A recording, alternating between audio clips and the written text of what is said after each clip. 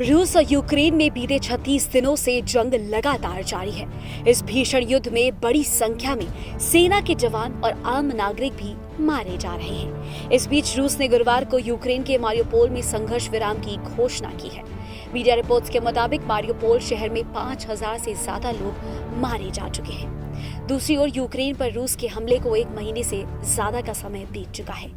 लगातार बमबारी और तबाही की तस्वीरें सामने आ रही हैं, लेकिन जंग रुकने के संकेत नहीं मिल रहे हैं। यूक्रेन संकट के बीच अचानक भारत वैश्विक कूटनीति के केंद्र में आ गया है। जी हां, बीते 48 घंटे से लेकर अगले 48 घंटे तक दुनिया के कई प्रमुख देशों के नेता और प्रतिनिधि भारत आए या आने वाले हैं।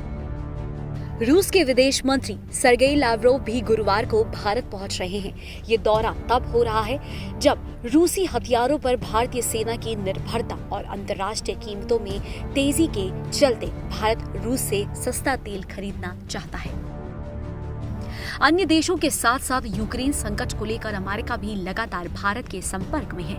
भारतीय मूल के अमेरिकी उपराष्ट्रीय सुरक्षा सलाहकार दिलीप सिंह भी भारत आ चुके हैं। जर्मनी और ब्रिटेन के प्रतिनिधि भी नई दिल्ली में डटे हुए हैं। ऐसे में इस बात की संभावना बढ़ रही है कि यूक्रेन संकट का हल भारत की पहल से निकल सकता है। वहीं रूस के साथ अमेरिका भी भारत की ओर बड़ी उम्मीदों से देख रहा है। रूस के विदेश मंत्री के भारत पहुंचने से पहले ही अमेरिका के विदेश मंत्री एंटनी ब्लिंकन ने भारत के विदेश मंत्री एस जयशंकर से बुधवार रात को फोन पर बातचीत की है। खास बात यह है कि दोनों नेताओं ने हिंद प्रशांत और द्विपक्षीय सहयोग के साथ साथ यूक्रेन संकट पर भी चर्चा की।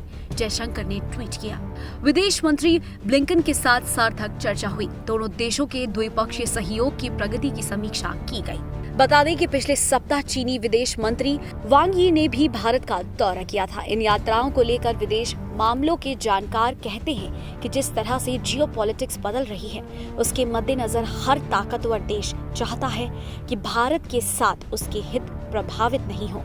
इसलिए यूक्रेन पर भारत के रुख के बावजूद सभी देश भारत से अपने रिश्तों को कामयाब रखना चाहते हैं। INS report.